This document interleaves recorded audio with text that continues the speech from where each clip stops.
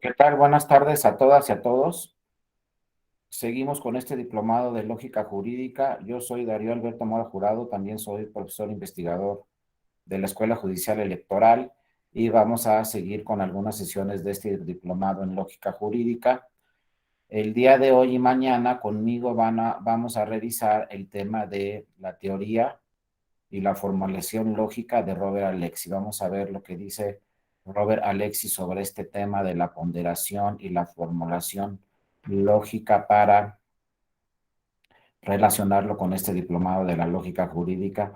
Vamos a ver cuáles son los temas que Robert Alexi maneja de interpretación, tanto de una interpretación constitucional como de una interpretación convencional. Es decir, vamos a revisar cómo Robert Alexi pues, nos dice cómo hay que realizar la interpretación de las normas, cómo hay que aplicar la interpretación de las normas para resolver los casos concretos. Entonces, no nos vamos a quedar solamente en la teoría. El día de hoy vamos a revisar exactamente la argumentación y la teoría de la que nos habla Robert Alexi, y mañana esa teoría la vamos a aplicar ya al sistema jurídico mexicano, en específico al sistema electoral mexicano. Entonces no nos vamos a quedar solamente en la teoría. Yo sé que este diplomado habla mucho de teoría, habla mucho de temas filosóficos también, pero bueno, a mí me gusta primero enfocarme a la teoría, que va a ser la sesión de hoy, pero mañana nos vamos a enfocar también directamente ya cómo se aplica esta teoría de Robert Alexi en la realidad y sobre todo cómo se aplica en el sistema jurídico, especialmente en el sistema electoral mexicano. Pero vamos a comenzar revisando, pues, qué nos dice Robert Alexi. Acuérdense que cualquiera de ustedes puede participar en cualquier momento de la sesión, puede abrir su micrófono y pues comentarnos cualquier tema, hacer una pregunta, etcétera.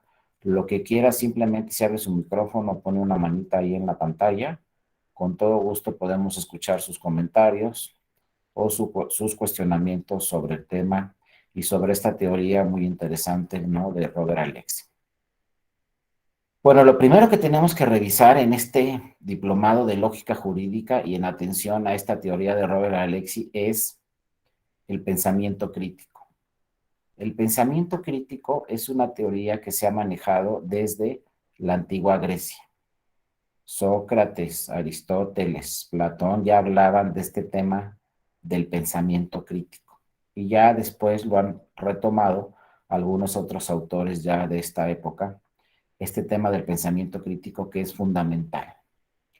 ¿Qué quiere decir el pensamiento crítico? El pensamiento crítico quiere decir que nosotros como personas siempre debemos de generar nuevas ideas para resolver los problemas a los que nos enfrentemos vía interpretaciones, inferencias, para arribar a nuevas conclusiones.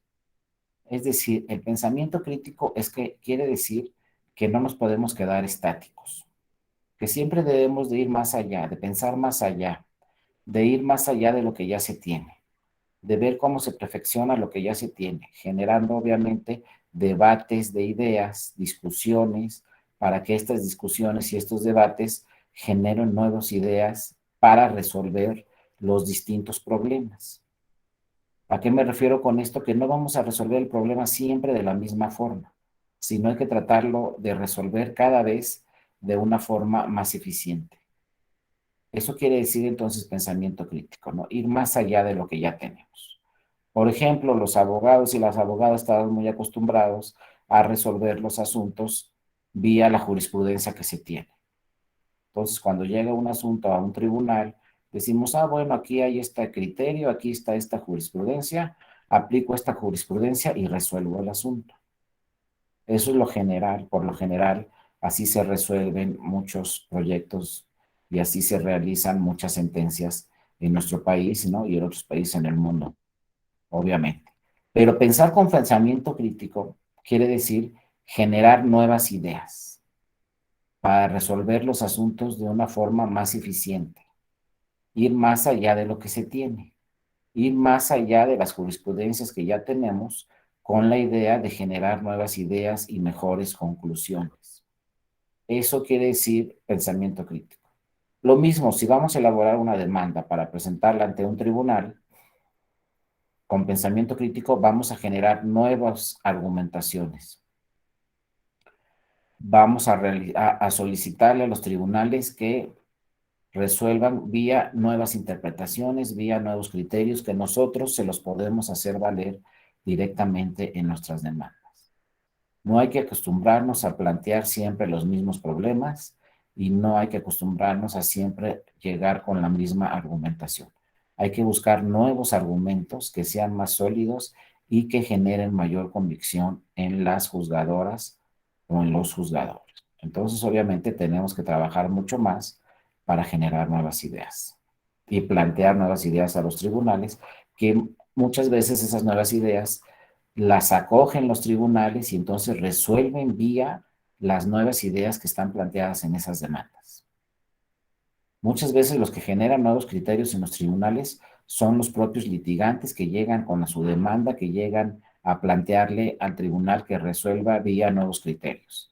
Entonces son las personas que las presentan las demandas las que muchas veces le generan nuevas ideas a los juzgadores y las juzgadoras para que resuelvan con base en esas nuevas ideas. Y así debemos ser, ¿no? El pensamiento crítico no solamente aplica en lo profesional o en lo académico, el pensamiento crítico aplica para cualquier cuestión, hasta personal, ¿no? También aplica el pensamiento crítico. Como dice aquí Ricardo Sánchez muy bien, el litigio estratégico está íntimamente relacionado con este tema del pensamiento crítico, ¿no? Hay que ver exactamente qué le vamos a plantear al tribunal, cómo se lo vamos a plantear al tribunal, qué argumentos le vamos a hacer valer al tribunal para convencer a las juzgadoras y a los juzgadores que nosotros tenemos la razón. También mañana vamos a revisar un tema muy importante. ¿Ante qué tribunal estamos acudiendo? Eso también es muy importante. ¿Qué atribuciones tiene ese tribunal y ante qué tribunal estamos acudiendo?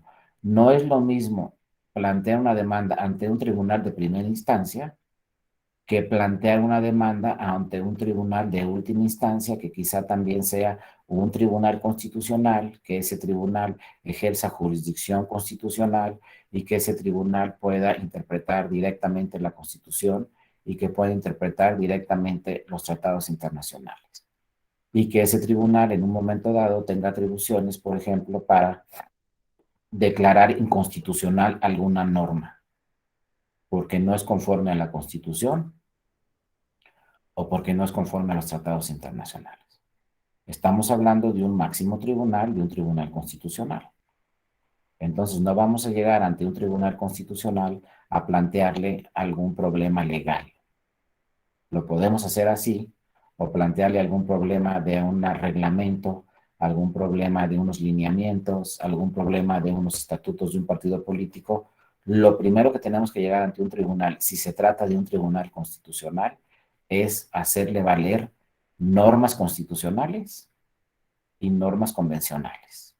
Y también hacerle valer criterios de jurisprudencia que se sustentan en normas constitucionales y en normas convencionales, porque estamos acudiendo ante un tribunal constitucional que lo primero que va a revisar es qué dice la Constitución y qué dicen los tratados internacionales. Mañana ya vamos a ver cómo está el sistema jurídico, qué tribunales constitucionales tenemos en México y cómo hay que plantearle, en su caso, las demandas a un tribunal constitucional. Pero fíjense, de esto habla Robert Alexi, precisamente, de este tipo de niveles en los que se basa el sistema jurídico, en este caso el mexicano. Hay niveles como la Constitución, los tratados internacionales, posteriormente están las legislaciones, posteriormente los lineamientos, estatutos de partidos, etcétera. Eso ya lo vamos a ver mañana directamente de forma práctica. Pero el pensamiento crítico y posteriormente Robert Alexis nos llevan a esos temas, ¿no? A revisar sobre todo temas constitucionales y convencionales. Entonces, bueno, el pensamiento crítico quiere decir entonces que siempre debemos generar nuevas ideas. No nos podemos conformar con la jurisprudencia que ya tenemos, hay que tratar de generar nueva jurisprudencia más eficiente, hay que tratar también de generar nuevos precedentes, precedentes actuales, precedentes que funcionen en nuestro nuevo contexto social y político, en este caso, ¿no? También electoral.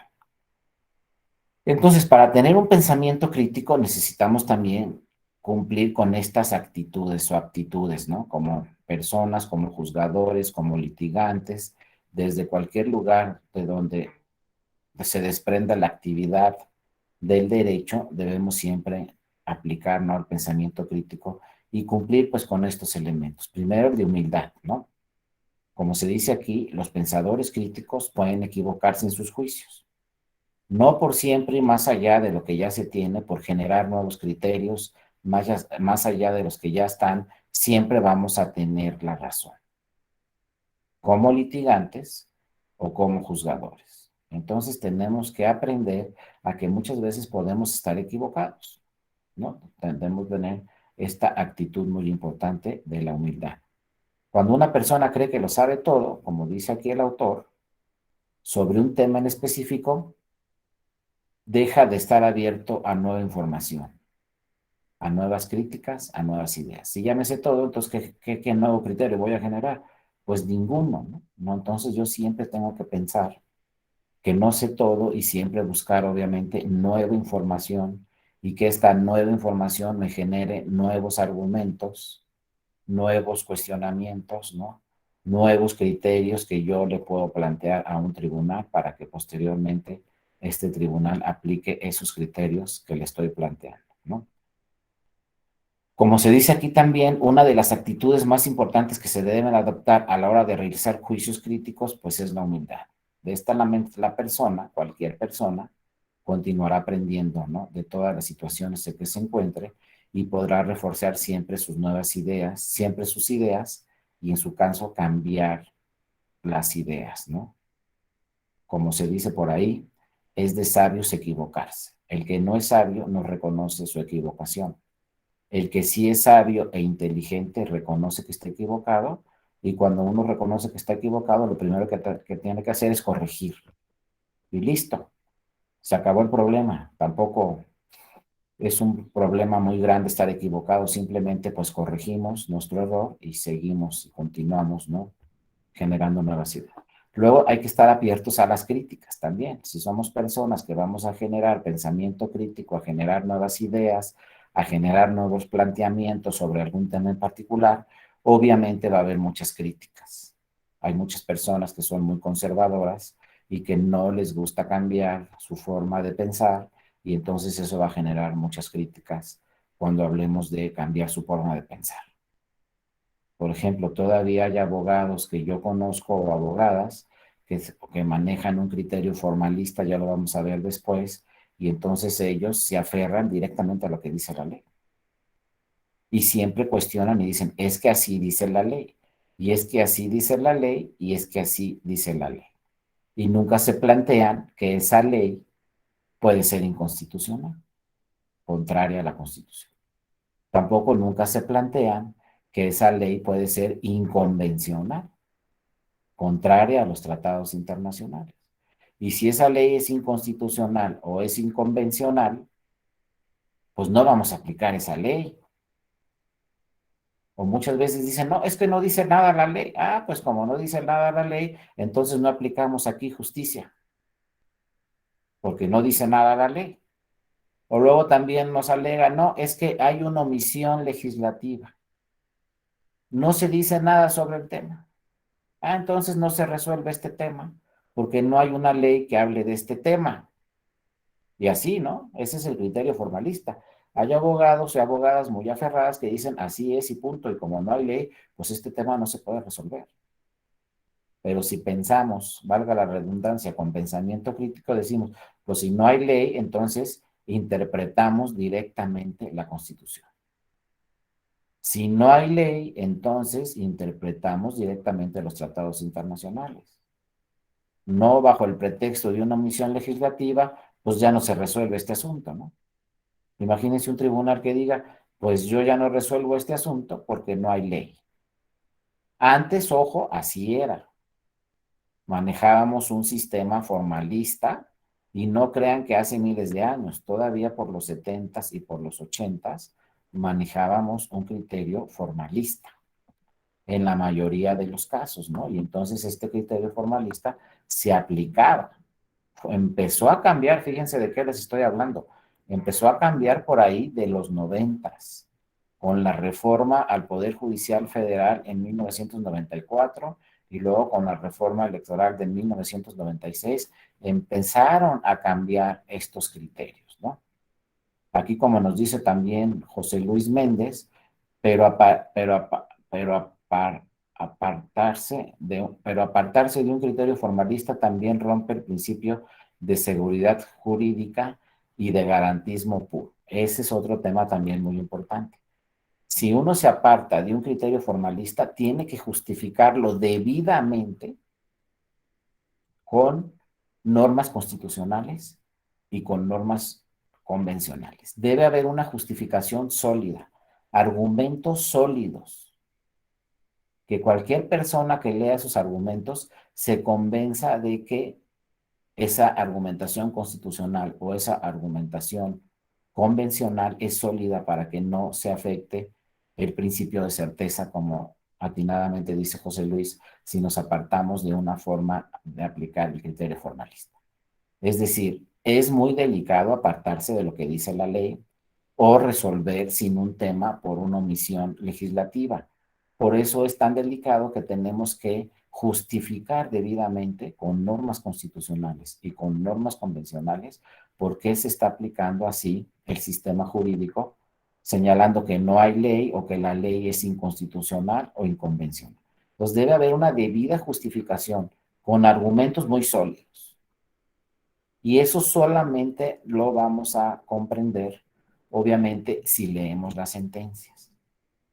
Porque ustedes saben que muchas veces se cuestiona a los tribunales, no solamente a los mexicanos, sino se cuestiona a muchos tribunales en el mundo y se dice, este tribunal resolvió así o asado, este tribunal resolvió y no está justificando bien su decisión. La única forma de que quede debidamente justificada una sentencia es en su fundamentación y en su argumentación. Con base en qué normas jurídicas se está resolviendo y cuáles son los argumentos para resolver de esa forma. La justificación es fundamental, porque si no podemos incurrir en lo que señala muy bien José Luis, que se pierde certeza jurídica si no estamos justificando debidamente esas normas. Obviamente esas normas que interpretan la Constitución y que interpretan los tratados internacionales, pues posteriormente se pueden volver precedentes.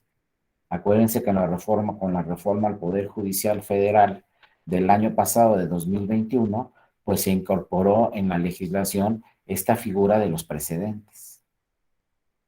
Antes, para sentar jurisprudencia en cualquier materia, se necesitaban 5 sentencias en el mismo sentido.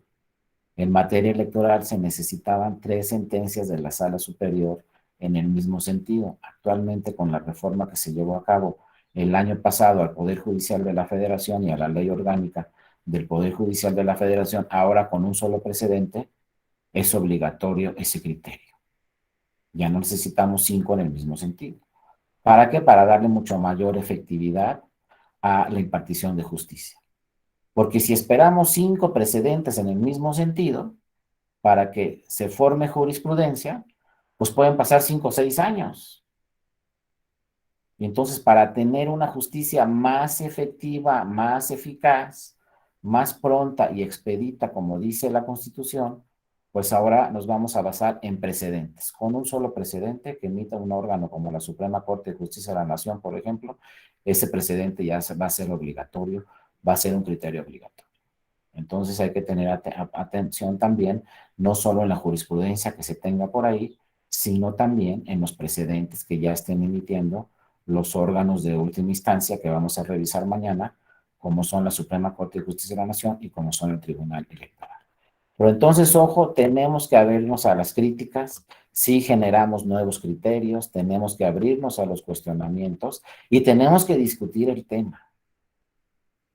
Muchas veces se dice, no hay por qué discutir. Claro, la discusión va a generar nuevas ideas. Si no hay discusión, yo me quedo con mis ideas y la otra persona se queda con sus ideas. Y de ahí no salimos. Por eso es muy importante que se genere discusión, porque la discusión va a generar una nueva idea. Ni la mía ni la de él, sino una nueva.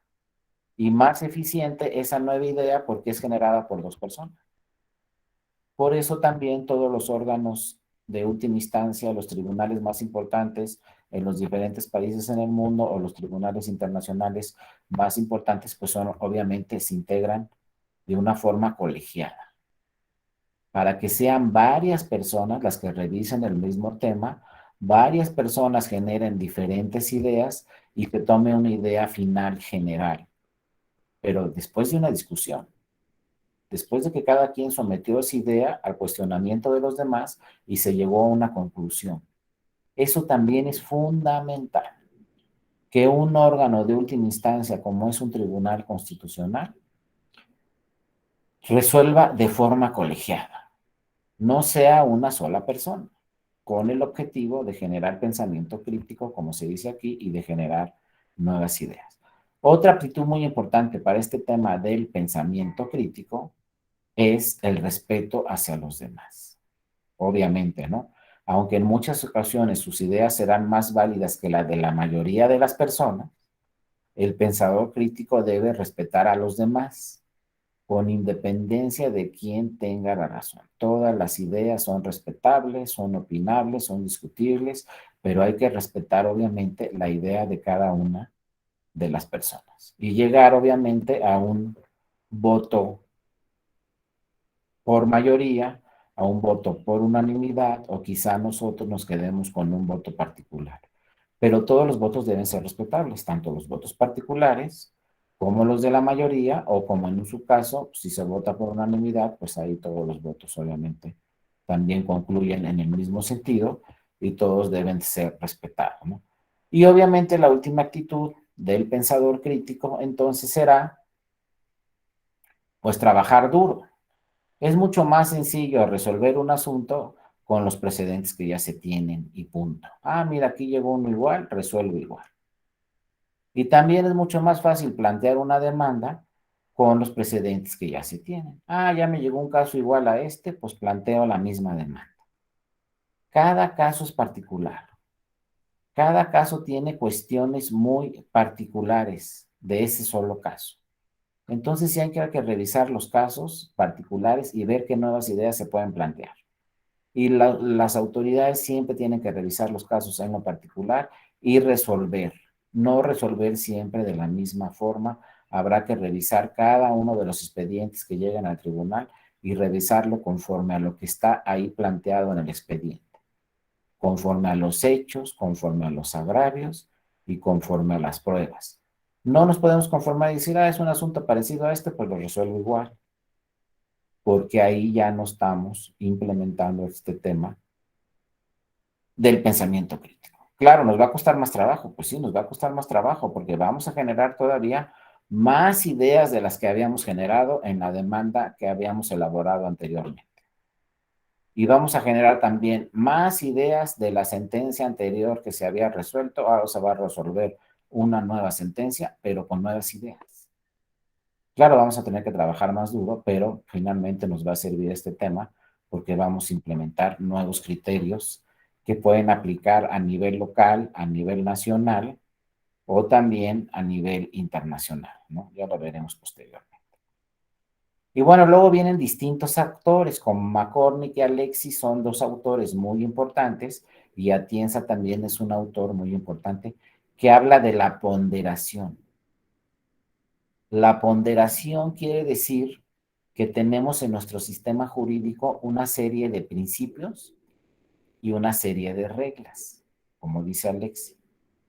Y la ponderación quiere decir qué reglas y qué principios vamos a aplicar para resolver un caso concreto. Y ojo, puede haber controversia entre reglas, puede haber colisión entre reglas o puede haber una colisión entre principios. Es decir, puede haber un choque entre reglas contrarias unas de otras o puede haber también un choque entre principios contrarios unos de otros. Cuando hay una colisión entre principios y reglas, debe privilegiarse el principio. Lo que debe aplicarse es el principio. Imagínense que los principios son normas constitucionales y las reglas son normas legales. cuando hay una contradicción entre normas constitucionales frente a normas legales, pues hay que aplicar las normas constitucionales. No por lógica, obviamente es una norma suprema, hay que aplicar la norma suprema. Pero hay veces que hay contradicción entre normas constitucionales. Y uno dice, pues, ¿cómo es posible que la norma constitucional se contradiga? Una cosa diga una norma constitucional y otra diferente diga otra norma inconstitucional, otra norma constitucional, perdón. ¿Qué vamos a hacer ahí? Obviamente ningún tribunal puede decir esta norma de la Constitución es inconstitucional. La única norma que no puede ser inconstitucional en ninguna de sus normas o de sus artículos es la Constitución.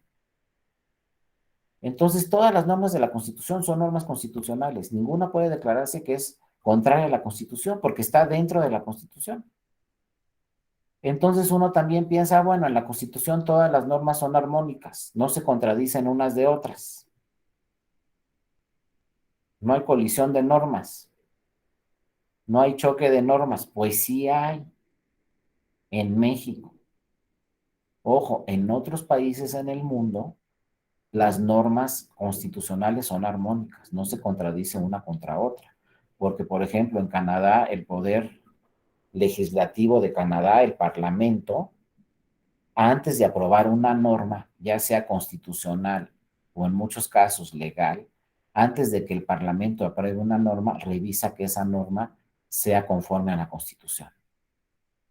Si no, no se aprueba y no es vigente y no es válida. Ah, no, pues que a todo dar, ¿no? Entonces no hay que hacer ponderación de normas constitucionales porque todas van en el mismo sentido y no hay contradicción. Entonces ahí no existe la figura de la ponderación de normas constitucionales de las que habla McCormick y Alexi y Atienza, sino solamente hay que ponderar entre una norma constitucional y una norma legal. Y ese caso no es difícil, es un caso fácil porque pues una norma constitucional frente a una norma legal, pues la que va a aplicar es la constitucional. Entonces en Canadá no hay ese problema. Pero en México sí lo tenemos, porque en México sí tenemos contradicción en normas constitucionales. Un ejemplo rápido, nos dice la Constitución, por ahí en el artículo 41, nadie puede contratar propaganda política en radio y televisión. Está prohibido. Yo como ciudadano no puedo ir a la televisión y decirles, te pago 3 minutos y voy a hacer una propaganda política. Te pago 3 minutos y voy a decir que estoy a favor de tal partido. Está prohibido en México. Hay una restricción constitucional y entonces no lo puedo hacer. Pero por otro lado, el artículo primero de la Constitución y el artículo sexto de la Constitución nos dice que la libertad de expresión es un derecho fundamental que debe protegerse y potencializarse y darle la protección más amplia y en caso de duda proteger la libertad de expresión. Vean cómo es contraria esa norma de la Constitución a otra norma de la Constitución que dice no puedes contratar tiempo en radio y televisión. Y entonces mi libertad de expresión, ¿dónde quedó? El derecho a la información, ¿dónde quedó? Es ahí donde los tribunales tienen que ponderar si aplican el artículo primero de la Constitución y el artículo sexto de la Constitución, potencializando la libertad de expresión, o si aplican el artículo 41 de la Constitución, donde hay cierta restricción a la libertad de expresión de todas las personas. Entonces, en México, como vemos, sí tenemos contradicción entre normas constitucionales, porque aquí el Poder Legislativo en diversas ocasiones aprueba normas legales contrarias a la Constitución, o muchas veces aprueba reformas constitucionales y la nueva reforma constitucional es contradictoria con alguna disposición de la Constitución también. Y viene el tema de ponderación. Y entonces Robert Alexi nos habla de que cualquier sistema jurídico tiene reglas y principios. Y nos dice que siempre deben de prevalecer los principios sobre las reglas. Lo vamos a ir viendo poco a poco. ¿Y qué sistemas jurídicos hay, no? Entonces los principios son, insisto, las normas constitucionales, por ejemplo, y las reglas, las normas legales. Y dice Alexi, cuando tengamos contradicción entre reglas y principios, pues aplicamos los principios. Hacemos una ponderación y aplicamos los principios. Eso es lo que se llama una argumentación jurídica, un discurso racional en donde estamos diciendo, pues vamos a aplicar los principios sobre las reglas, porque los principios es la norma suprema y es lo que hay que aplicar.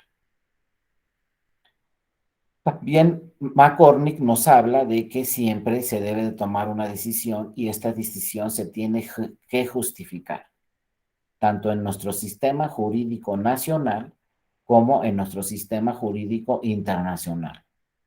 La norma que estemos aplicando y la interpretación que estemos realizando debe tener una justificación, dice McCormick, tanto a nivel nacional como a nivel internacional. ¿Y por qué habla McCormick de a nivel internacional? Porque obviamente en México, por ejemplo, los tratados internacionales son obligatorios. Entonces, nuestra interpretación a la Constitución y a los tratados internacionales debe generar una interpretación debidamente justificada en el sistema jurídico de nuestro país, pero también debidamente justificada en el sistema jurídico internacional que nos obliga. Aquí nos dice nuevamente José Luis Méndez, pero hay normas anticonstitucionales, es decir, no obstante que están insertas en la Constitución, van contra ella.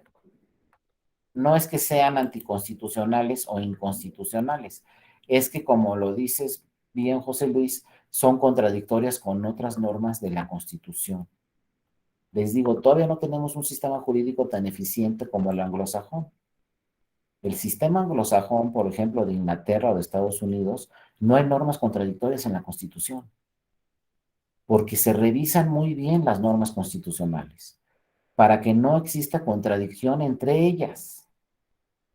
El problema de nuestro sistema es que es un sistema donde sí se reforma tantas veces la Constitución, que muchas veces al reformar la Constitución estamos creando normas nuevas constitucionales que de alguna forma pueden contradecir a otra norma constitucional. Entonces viene la figura de la ponderación de la que hablan estos autores. Como dice Atienza también, siempre habrá que ponderar y buscar una argumentación lógico-formal, ¿no? Revisar de todo nuestro sistema jurídico qué normas vamos a aplicar y qué normas no vamos a aplicar. Pero ojo, eso no se les pase, nunca vamos a poder decir esta norma de la Constitución es inconstitucional, eso no puede ser. Lo que más podemos decir es, esta norma de la Constitución es la que vamos a aplicar y esta norma de la Constitución es la que no vamos a aplicar.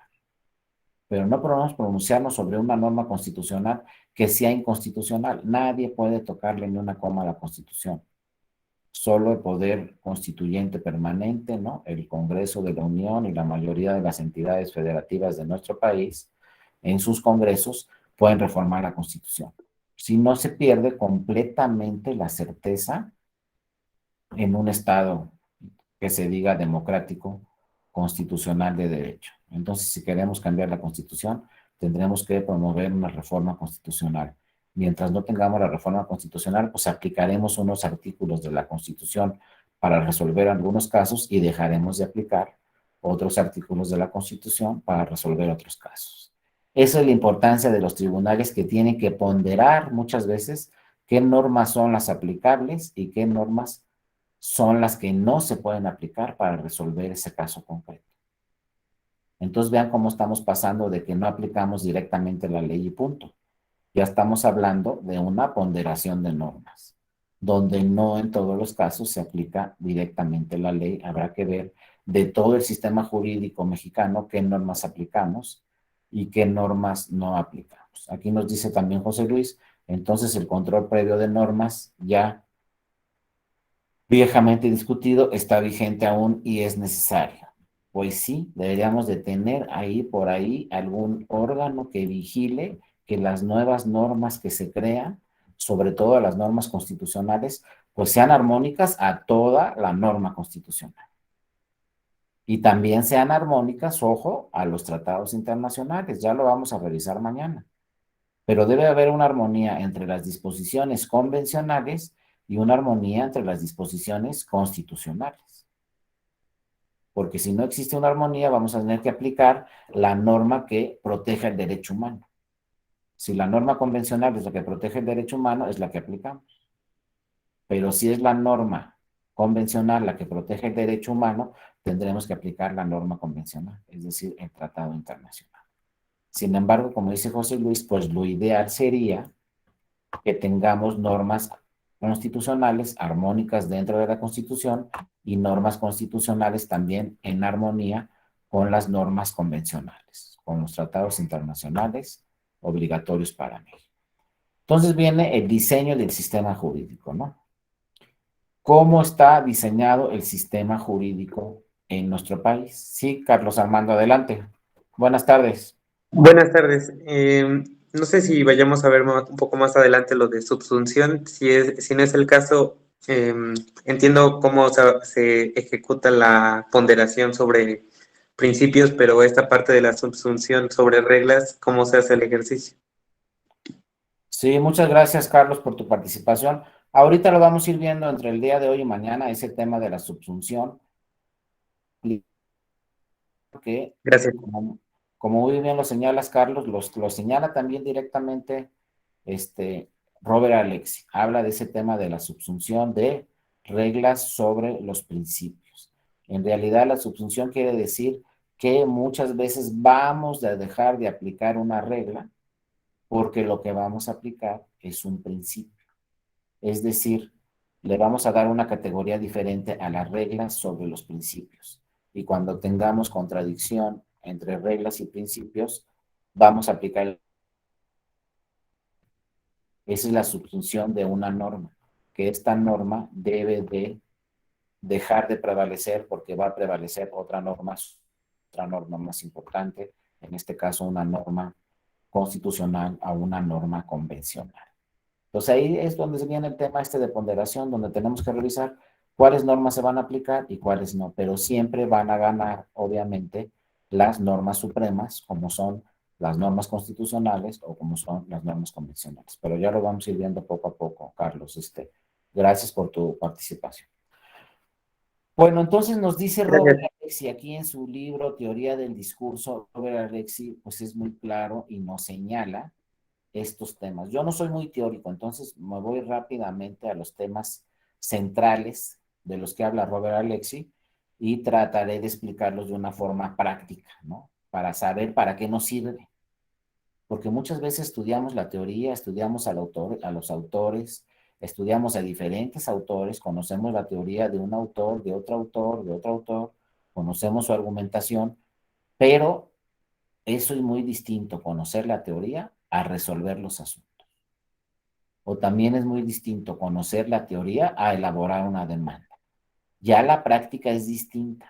Entonces es muy importante acercar la teoría a la práctica y saber qué nos va a servir de la teoría en la práctica o cómo se aplica la teoría ya en la práctica. Ojo, si nos quedamos solamente en la teoría, no vamos a resolver los problemas. La teoría la tenemos que pasar a la práctica porque si no, no vamos a resolver los problemas. Ya no podemos quedarnos en el siglo pasado, donde en la escuela los maestros les enseñaban a los alumnos, mira, aquí está la teoría, apréndetela de memoria y listo. Ah, ya te sabes este libro, perfecto, tienes 10. Ah, ya te sabes esta ley de memoria, perfecto, tienes 10. ¿Y a qué horas nos enseñaron a aplicar esa teoría o aplicar esa ley en los casos concretos? Pues nunca. Por lo menos en el siglo pasado, cuando yo fui a la escuela, que parece que hace mucho, pero tampoco crean que fui a principios del siglo pasado, fui por ahí de los 90, ya llegando al 2000, pero así nos enseñaban en la escuela, mira, apréndete este libro, apréndete la teoría de este autor. Y ahí subrayábamos todo en el libro y luego nos preguntaban en el examen, ¿qué dijo el autor de esto? ¿Qué dijo el autor de esto? ¿Qué dice de esto? ¿Qué opina de esto? Perfecto, como ahorita vamos a ver qué dice Robert Alexi. Y luego, ¿cómo lo aplico en la práctica? Ah, no, pues quién sabe. Ya no nos enseñaban eso los maestros. Inclusive muchos maestros se quedaban en la teoría y nunca practicaban esa teoría. Entonces, ¿cómo nos las iban a enseñar? ¿Quién nos va a enseñar a, por ejemplo, a elaborar un proyecto de sentencia? Pues no un maestro de la escuela, ¿eh? Quien nos va a enseñar a elaborar un proyecto de sentencia Pues es alguien que lo ha hecho continuamente. ¿Quién? Un juez, una jueza, una magistrada o un magistrado. ¿Dónde vamos a aprender a resolver asuntos? Pues en los tribunales. Así como los doctores, ¿no? Los médicos y las médicas, ¿dónde van a aprender a operar y a salvar personas? Pues cuando empiecen a operar y a salvar personas. Si se quedan en los libros, no van a aprender. Hay que entrarle a la práctica. Y entonces yo sí no les voy a dejar la teoría de Robert Alexis solamente en la teoría, les voy a decir cómo se aplica ya en la práctica y qué tenemos que hacer en la práctica. Eso es fundamental, nunca se les olvide, siempre la teoría hay que llevarla a la práctica, no la podemos dejar solamente ahí. Como el pensamiento crítico, sí, hay que superarnos, hay que generar nuevas ideas, pero nunca lo hacemos, ¿no? Lo tenemos que hacer, ¿no? Y en todas las partes de nuestra actividad, no solo les digo en la profesional, también en la académica, también en lo personal. Oye, si voy al doctor y me dice, estás alto en el colesterol, pues que a todo da. No. Si me dice, estás alto en el colesterol, pensamiento crítico, pues dejar de comer lo que me hace daño. ¿Por qué? Porque el único beneficiado de eso, pues voy a ser yo. Ese es pensamiento crítico en todo, ¿no? Lo que ustedes quieran. Pero bueno, nos dice Robert Alexi, existen tres modelos de los sistemas jurídicos. Y mañana vamos a ver en qué modelo estamos en México y van a ver que estamos muy avanzados en México y que mucho del sistema jurídico mexicano nace de esta teoría de Robert Alexi, muy importante. La tenemos en nuestro sistema jurídico mexicano y sobre todo en nuestro sistema jurídico electoral mexicano. Lo van a ver claramente. Pero bueno, primero Robert Alexi nos dice en su teoría, existen tres modelos. El modelo de reglas puro, lo que platicábamos con José Luis, es el sistema formalista. Solamente tenemos leyes y aplicamos las leyes. Modelo de reglas puro. Código civil, aplicamos el código civil. Código penal, aplicamos el código penal. Código electoral, aplicamos el código penal, electoral. Entonces, si yo presento una demanda electoral, pues la fundamento en el código electoral. Si yo presento una demanda penal, la fundamento en el código penal. Y ya. ¿Y cómo resuelve un juzgador de acuerdo al modelo de reglas puro? Pues un juzgador va a resolver conforme a lo que diga la ley, conforme a lo que diga el código penal, conforme a lo que diga el código civil, conforme a lo que diga el código electoral. Y ahí nos quedamos en el modelo de reglas puro. Así empezamos. Todavía cuando fuimos a la escuela, por ahí teníamos un modelo de reglas puro. Y todavía nos enseñaban, ¿sabes qué? Aplica el código civil. Entonces, si quieres saber civil, apréndete de memoria prácticamente el código civil y el código procesal civil. Y ya sabes civil. Y cuando nos decían, oye, por ahí también estudia la Constitución. Y oye, por ahí también estudia los tratados internacionales. ¿Cuándo nos decían eso? Pues no nos decían. Y luego fíjense, y luego nos decían por ahí, cuando nos dijeron en la escuela, es más importante la Constitución y los tratados internacionales que el Código Civil. Y menos nos decían, oye, si hay una contradicción entre la Constitución y el Código Civil, aplica la Constitución. Pues tampoco. O por ejemplo, si estamos en una entidad federativa, imagínense que ustedes son magistradas civiles en un estado. Pues me voy a aprender el Código Civil aquí del estado, el Código Procesal Civil del estado y ya estoy del otro lado. También hay que aprenderse la Constitución estatal, necesariamente, qué dice la Constitución de nuestro estado, porque va arriba del Código Civil de nuestro estado. Pero ojo, más allá de la Constitución de mi estado, el que quieran, Colima, Estado de México, Durango, Veracruz, el que quieran, más arriba de la Constitución política de mi estado está la Constitución federal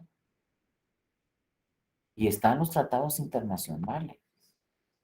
Entonces tenemos que aplicar todo el sistema jurídico, nada de que llames el Código Civil, ya soy un abogadazo en civil. No es cierto. Llámese el Código Procesal Civil, pregúntame cualquier artículo, ya soy un abogadazo. No, no es cierto.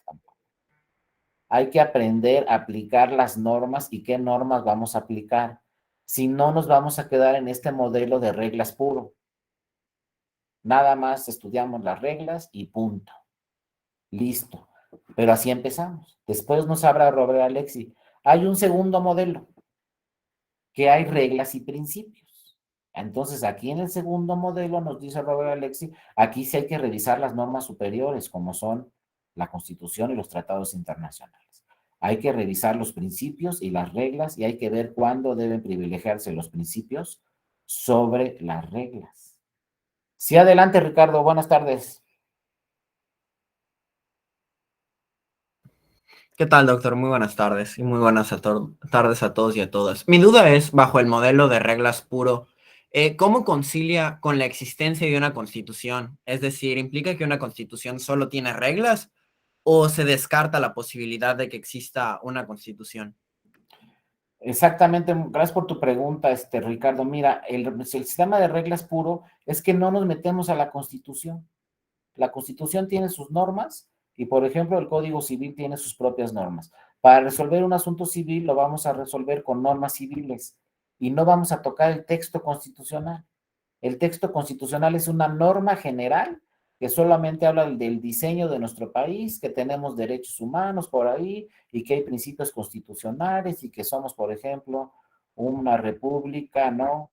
Federal, una república con determinadas circunstancias, ¿no? Con principios federales, principios locales, etcétera. Habla de principios en general, la Constitución, pero a la hora de resolver un asunto civil, nada más nos vamos a enfocar al tema civil y no vamos a revisar la Constitución. Así era antes, había un tema civil, pues revisábamos solamente el Código Civil y ya no nos metíamos el tema de la Constitución. Por ahí quizá alguna norma constitucional que hablaba de fundamentación y motivación. Y ese principio aplicaba para todas las materias y entonces los códigos de todas las materias hablaban de fundamentación y motivación. Pero era todo, ¿no? Como tú lo dices, un modelo de reglas puro, no había contradicciones y no había que revisar otras normas. Veíamos la Constitución, si había por ahí alguna norma relacionada con el Código Civil, como esta de fundamentación y motivación, luego revisábamos todo el Código Civil y planteábamos nuestra demanda con base en el Código Civil y luego resolvíamos nuestra demanda con base en el Código Civil. Es el sistema de reglas puro, que sí, como dice José Luis también, no genera incertidumbre, porque ya sabemos que así dice la ley y punto. Pero poco a poco fueron cambiando los sistemas jurídicos en el mundo y nace una materia muy importante. Acuérdense, tampoco se les olvide, nace una materia que se llama interpretación y argumentación. Y no la teníamos también cuando yo fui a la escuela, no crean que soy tan viejito, pero cuando yo fui a la escuela, no teníamos esa materia. Inclusive todavía en varias universidades no se maneja esa materia de interpretación y argumentación, porque no era necesaria, no había que interpretar una norma sobre otra norma. Y no era necesario revisar qué normas teníamos que aplicar porque estábamos en el modelo de reglas puras, de reglas puro. Pero cuando pasamos al modelo de reglas y principios, entonces así, aquí sí había que revisar la interpretación y la argumentación. Habría que revisar qué normas se iban a aplicar y qué normas no se iban a aplicar y cómo se iba a interpretar una norma. Porque acuérdense que en derecho se puede resolver de una forma o de otra. Hay varias formas de interpretar una norma. Por ejemplo, se puede interpretar una norma a favor de proteger un derecho humano o se puede interpretar una norma para restringir ese derecho humano, ¿no? Hay que ver siempre los casos concretos, pero hay distintas formas de interpretación. Y entonces ya estamos pasando aquí al sistema de reglas y principios, del que siempre nos va a hablar Alexi. En cualquier sistema jurídico debe haber reglas y principios y se debe de ponderar sobre los principios más allá de las reglas. No a ti, Ricardo.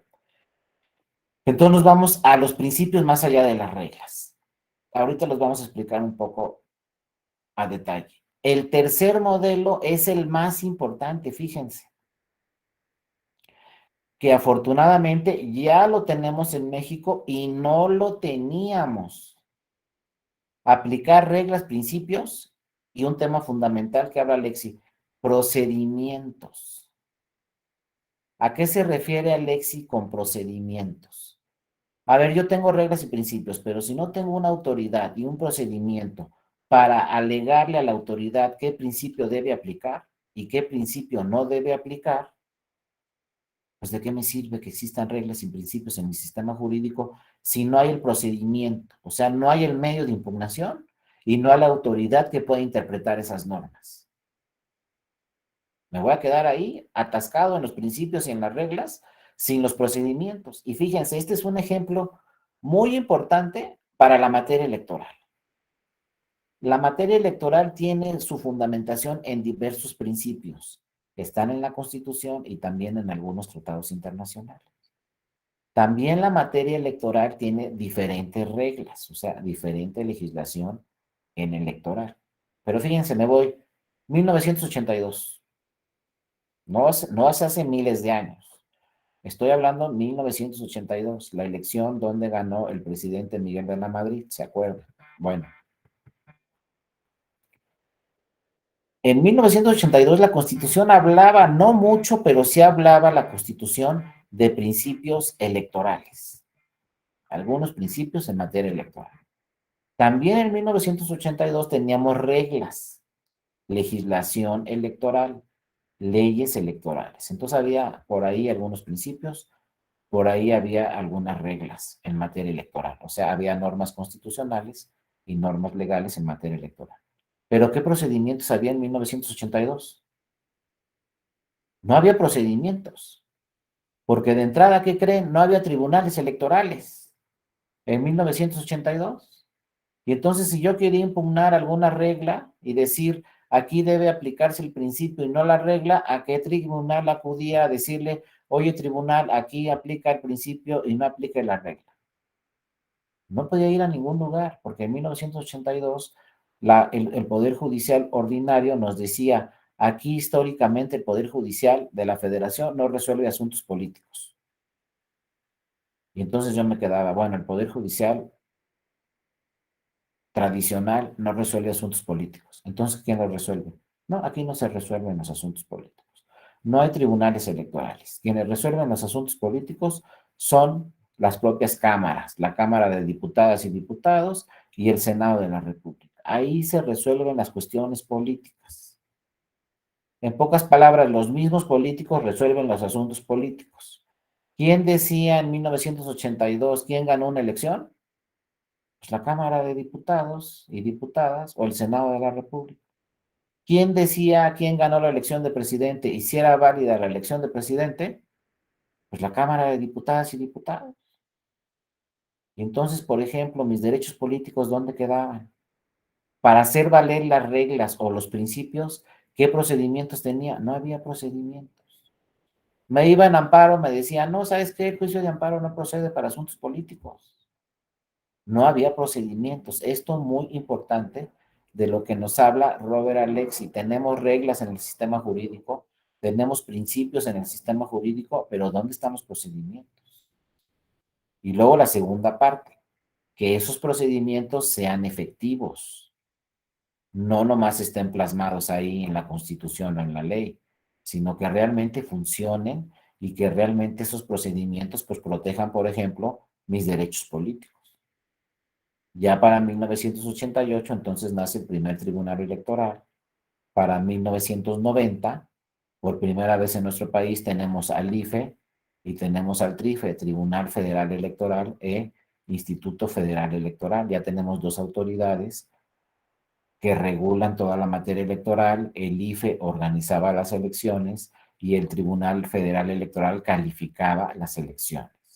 Y si se vulneraban mis derechos políticos, podía acudir al Tribunal Electoral a que protegiera mis derechos políticos, con base en las reglas y principios en materia política.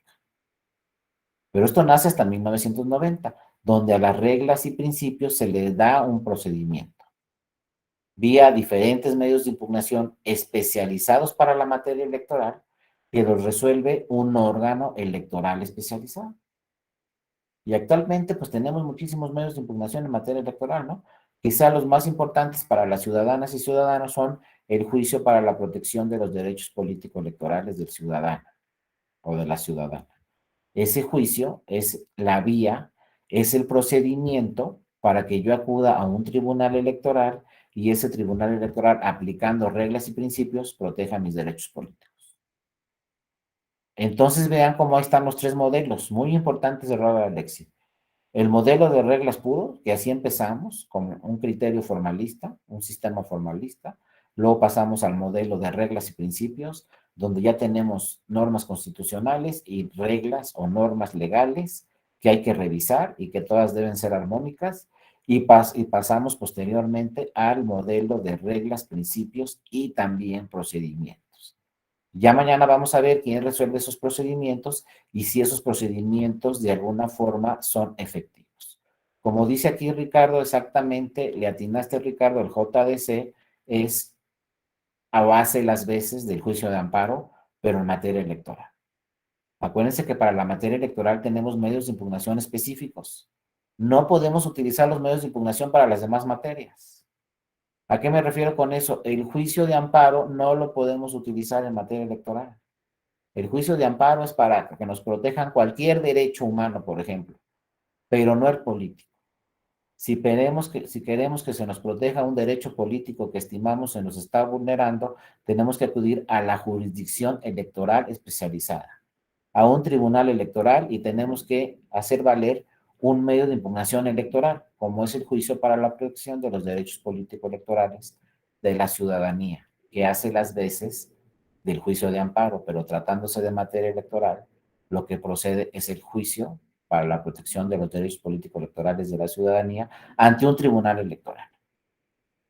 Los derechos políticos, ojo, no se les pase, solo los resuelven los tribunales electorales. Si hablamos de derechos políticos, tenemos que acudir a la jurisdicción electoral especializada en nuestro país, es decir, a los tribunales electorales, y nunca vamos a pasar a otro tribunal. El primer paso es el tribunal electoral local y el segundo paso es el tribunal electoral del Poder Judicial de la Federación. Y el último paso es la sala superior del tribunal electoral.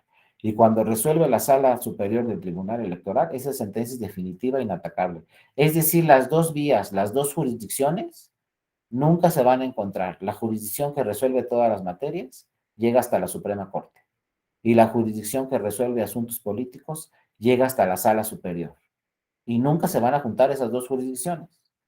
¿Qué les digo con esto? Que las sentencias de la Sala Superior del Tribunal Electoral no pueden ser revisadas ni siquiera por la Suprema Corte de Justicia de la Nación. Son definitivas e inatacables. Eso que les estoy platicando ahorita solamente aplica a nuestro país. En todos los países europeos hay un tribunal constitucional que resuelve todos los asuntos, incluidos los políticos. Y tienen procedimientos para todos los asuntos, incluidos los políticos. En México no. En México es un sistema jurídico muy particular, donde tenemos jurisdicción para todos los asuntos, donde aplica, como dice Ricardo, el juicio de amparo, y donde tenemos una vía especializada para los asuntos políticos, donde lo resuelven solamente los tribunales electorales, y lo que aplica es el juicio para la protección de los derechos político-electorales. Y no nos podemos equivocar, porque si yo voy a un tribunal electoral y le hago valer asuntos políticos, pues ese tribunal electoral me los va a resolver. Pero si voy a un juzgado de distrito y le hago valer asuntos políticos, me va a decir el juzgado de distrito, ¿sabes qué? Te equivocaste de puerta. Aquí no se resuelven asuntos políticos, se desecha tu demanda. Si es un asunto político, tienes que irte a la jurisdicción electoral, tienes que irte a los tribunales electorales y tienes que promover, por ejemplo, un juicio para la protección de los derechos políticos electorales. ¿Querías participar por ahí, Carlos Armando? Creo que sí. Solamente iba a mencionar esa parte de, bueno, lo que comentó de la última fase, del último modelo sería de reglas, principios y procedimientos. Me recordó esta parte que dijo que antes no había como ese medio por el cual se podrían hacer valer los derechos, al caso Castañeda Gutmann, en donde el Estado mexicano fue parcialmente condenado por precisamente no tener un recurso judicial efectivo, y precisamente esta persona, Castañeda Gutmann, no lo dejaron presentar su candidatura independiente para gobernador de estado, no recuerdo qué estado, pero se la niegan porque no lo regulaba la ley de ese estado. Entonces presenta un amparo y se lo desechan. Posteriormente ya en la corte ya dicen que si bien es cierto que el amparo pues no resuelve materia electoral, también es cierto que el JDC no regulaba esa, no regulaba esa hipótesis. Entonces, por eso se condenó parcialmente al Estado mexicano. Solamente era eso. Exactamente, tocas muy buen punto, Armando. Fíjate que este caso fue de Castañeda, fue no para una gobernatura, fue para la presidencia de la República. Ya para esos tiempos sí teníamos tribunal electoral, ya había tribunal electoral y como lo dices muy bien, ya teníamos un procedimiento que era el juicio para la protección de los derechos político-electorales del ciudadano, que inclusive lo hizo valer Castañeda, también fue en juicio de amparo Castañeda a la Suprema Corte, pero el problema central no era tanto que no teníamos un medio de impugnación en materia político-electoral, sí estaba ahí el JDC.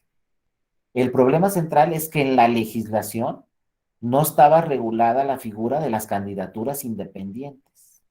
Y entonces le contesta el IFE en ese tiempo a Castañeda, pues ¿cómo te voy a registrar como candidato independiente si no existe la figura de candidaturas independientes en nuestra Constitución? No tenemos tampoco una ley y como lo dices muy bien, tampoco hay procedimientos para que te registres como candidato independiente o impugnes la negativa de tu registro. En realidad lo que provocó eso y la recomendación que nos dio la Corte Interamericana de Derechos Humanos, que se aplicó 7 u 8 años después, fue generar un sistema jurídico en nuestro país donde se incorpore la figura de candidaturas independientes. Y finalmente, pues sí le hicimos caso, ¿no? Finalmente la Corte Interamericana de Derechos Humanos, porque con las reformas de 2012 y con las reformas de 2014 se incorporó la figura de las candidaturas independientes. Pero Castañeda tenía toda la razón. Oye, yo tengo ahí en la Constitución un derecho que dice tienes derecho a ser candidato. ¿De qué elección? De cualquier elección. Es una disposición constitucional. Hablando de Alexis, es un principio constitucional el que yo pueda ser candidato. Sin embargo, como lo dices muy bien, Carlos Armando, no había procedimientos, no había una legislación, ni siquiera había una reglamentación para candidaturas independientes, no se hablaba de cuáles eran los requisitos, de cuántas firmas se necesitaban, de qué financiamiento público o qué financiamiento privado iba a tener la candidatura. Entonces el INE le contestó, pues es imposible que te registre como candidato independiente. La Corte le dijo, oye, es que no, ¿sabes qué? No hay procedimientos para que yo te defienda porque es un tema político y el juicio de amparo no procede. Se vino al tribunal y el tribunal le dijo, pues sí está el JDC y llegaste aquí al tribunal, pero no tenemos el procedimiento. ¿Cómo le voy a ordenar yo, tribunal, al INE, oye, regístralo como candidato independiente si no hay una legislación que hable de candidaturas independientes? Entonces, finalmente, la Corte Interamericana le dijo al Estado mexicano, oye, Estado mexicano, crea esa figura, porque si no, se está vulnerando un principio muy importante que estás marcando en tu Constitución, que es el derecho a ser votado, el derecho a ser candidato o candidato. Y también diversos tratados internacionales hablan de este derecho. Entonces, no podemos permitir que se vulnere este derecho porque no hay una reglamentación, no hay una legislación respectiva. Poco a poco lo fue comprendiendo el Poder Legislativo. Sí pasaron, les digo, 4 o 5 años, pero afortunadamente, pues Castañeda logró el objetivo porque afortunadamente se creó una legislación específica de candidaturas independientes tanto en el ámbito federal como en el ámbito local. Ahora ya, por ejemplo, para este 2022 o para el 2024, cualquiera de nosotros puede registrarse como candidato independiente si cumple con una serie de requisitos. Sí lo logramos, pero pasó mucho tiempo y obviamente Castañeda ganó el asunto y bueno, por lo menos el Estado del Mexicano sí le pagó todos los gastos y costas, todo lo que le costó el juicio a Castañeda le fue pagado por el Estado mexicano y como tú dices muy bien, Carlos, pues se condenó al Estado mexicano y ya sabes que, pues en esta recomendación, en realidad lo que tienes que hacer es crear esa figura de las candidaturas independientes, pues porque es un derecho que está en la Constitución y no puedes quitar ese derecho de la Constitución, porque resulta que también es un derecho político que está en los tratados internacionales que ya suscribiste y que ya ratificaste como Estado mexicano. O sea, ya lo suscribió el Ejecutivo Federal y ya lo ratificó el Senado de la República. Entonces están obligados el Estado mexicano a crear esa normativa secundaria para que cualquier ciudadana o cualquier ciudadano se pueda postular para candidato independiente, claro, cumpliendo con una serie de requisitos. ¿En dónde estamos en este momento? En que hay una verdadera inequidad entre el registro de candidaturas independientes frente al registro de candidaturas mediante partidos políticos. Ahora necesitamos una nueva reforma electoral para fortalecer las candidaturas independientes. Simplemente les pongo dos ejemplos. Si a un partido político le dan tiempo de aire en radio y televisión, si a un partido político le dan 100 minutos, a una candidatura independiente le dan 5 minutos. ¿Cómo va a haber equidad en la contienda si un candidato de un partido tiene 100 minutos y un candidato independiente tiene solamente 5 durante las campañas? Eso hay que regularlo en la ley y hay que perfeccionar la ley. Segundo punto, financiamiento público. Así para decirlo llanamente, si a un partido le dan 100 pesos, a una candidatura independiente le dan 5 pesos para su financiamiento público. Pues claro que es inequitativo. Entonces aquí, pues yo creo que los partidos políticos como que no estaban muy de acuerdo con las candidaturas independientes y crearon una legislación y lo plasmaron en la ley, pero es inequitativo. Ahora lo que es necesario, que el tribunal ya lo ha señalado en diversas jurisprudencias, es, ¿saben qué? Ahora debemos de hacer más equitativas las contiendas, debemos de subir el financiamiento público de las candidaturas independientes, darles más tiempo en radio y televisión y no generarles tanto problema en este de registro de las candidaturas, solicitarles tantas firmas, a veces es exagerado y es muy complejo para el grupo de trabajo de una persona que quiere ser candidato independiente, reunir todas esas firmas en plazos muy breves, etcétera. El sistema todavía sigue muy complejo. Entonces, no solamente debemos de tener el procedimiento, sino que, acuérdense, el pensamiento crítico, debemos de perfeccionar este procedimiento. Si no, ¿qué es lo que está pasando con las candidaturas independientes? Pues no tienen ningún éxito. No sé en sus estados, pero a nivel federal, el año pasado no ganó ningún candidato independiente.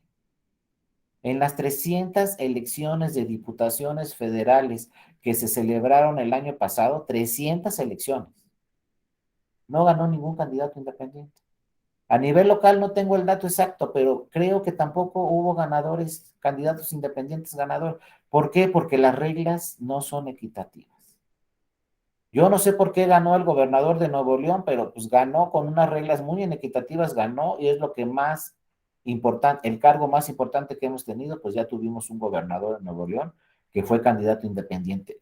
Pero posteriormente a eso, tuvimos uno o dos diputados federales, tuvimos algunos presidentes municipales, pero poco a poco la figura ha perdido fuerza porque no es equitativa la contienda. Entonces sirve señalarlo aquí, como dice Robert Alexi, hay que tener los procedimientos, pero además esos procedimientos deben ser en un momento dado equitativos. Pero ojo, así están los tres modelos: modelos de regla puro, modelos de reglas y principios, y modelo de reglas, principios y procedimientos. Son fundamentales los procedimientos. No es posible que en 1982 no había protección a los derechos políticos. No aplicaba el juicio de amparo. ¿Qué otro medio de impugnación había? No había otro medio de impugnación. Entonces, ¿qué tribunal protegía mis derechos políticos? Ninguno. Ya afortunadamente lo vamos a ver mañana, ya detenidamente, pues ya tenemos un tribunal electoral muy robusto, con sentencias que han ganado premios a nivel internacional, un tribunal electoral constitucional, como vamos a ver mañana, donde ya obviamente nuestros derechos políticos están debidamente protegidos ante un tribunal electoral y lo vamos a ver en diversas sentencias, porque ese es otro tema. ¿Cómo sabemos si el procedimiento y si las autoridades que aplican este procedimiento es efectivo, nos funciona? No lo vamos a saber, ojo, conforme a lo que digan los medios de comunicación, ¿eh? Si un medio de comunicación dice este tribunal es muy bueno o este tribunal es muy malo, pues no sabemos si es cierto o no. Lo dice un medio de comunicación, ojo. O peor tantito, que también es un medio de comunicación, salió en una red social. Todavía si lo dice un periodista, decimos, bueno, este periodista ya lo conozco. Si sale en la televisión, digo, bueno, este noticiero de la televisión ya lo conozco y ya sé cómo se maneja. O esta estación de radio, ya conozco a esta persona, a este periodista, y ya sé más o menos cómo se manejan. Todavía tenemos algún antecedente. Pero redes sociales, imagínense que en redes sociales salga, este tribunal es muy bueno. ¿Con base en qué? ¿Quién lo está diciendo? O que redes sociales diga, este tribunal es muy malo. ¿Con base en qué? ¿Quién lo está diciendo? La única forma, ojo, que vamos a saber si un tribunal es bueno o es malo, es leyendo sus sentencias. Con varios ejemplos. Mañana vamos a poner algunos ejemplos. A ver, llegó un ciudadano, dijo que se le vulneró su derecho político electoral tal. ¿Qué resolvió el tribunal?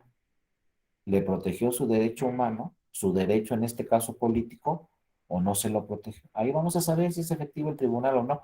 Claro, hay que ver primero qué hechos narra el ciudadano, qué agravios narra el ciudadano y qué pruebas presenta.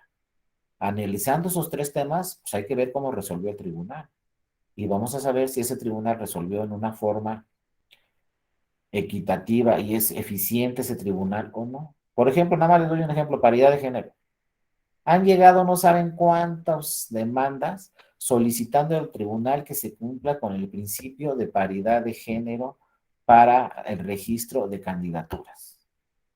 Todas las que ustedes imaginen han llegado desde 2006, 2009, 2011, 2012, 2014, 2015, 2016, 2018, 2019, 2020, 2021. Han llegado muchísimas demandas.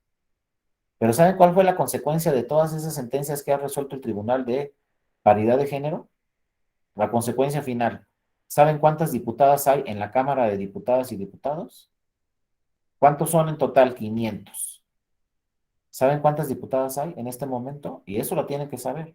Por ahí nos dice Ricardo, 249, casi le atina Ricardo, porque llegó todavía un asunto al tribunal donde lo resolvió el tribunal y dijo no van a ser 249, van a ser 250, exacto, con un asunto que llegó al tribunal. Todavía en el 2021 llegó un asunto de paridad de género donde se solicitaba todavía que se incorporara a una mujer más y entonces llegamos al 250. O sea, exactamente la mitad son diputadas y la mitad son diputados. Esto ya no suena quizá normal, pero se trabajó en el Tribunal Electoral durante 15 años para que existieran los procedimientos y cumplir con este tema de paridad de género.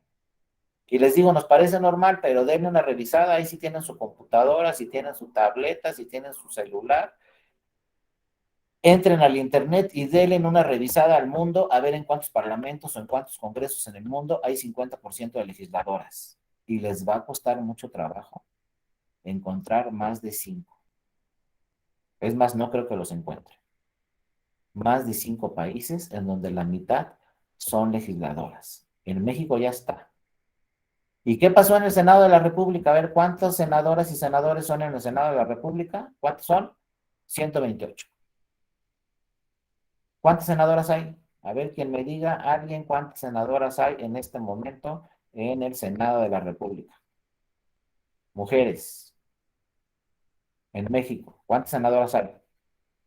A ver, alguien que me diga, a ver si están funcionando estas sentencias del Tribunal de Paridad de Género, donde el tribunal obliga a los partidos políticos a registrar mujeres, donde el tribunal obliga a que se registren en distritos no perdidos, sino en distritos que se pueden ganar, donde el tribunal ha dicho tiene que registrarse tanto propietaria como suplente, para que no pase como en el 2009, que la candidata era propietaria, el hombre es suplente, llegan a la Cámara de Diputados, renuncian todas las propietarias y entran hombres suplentes.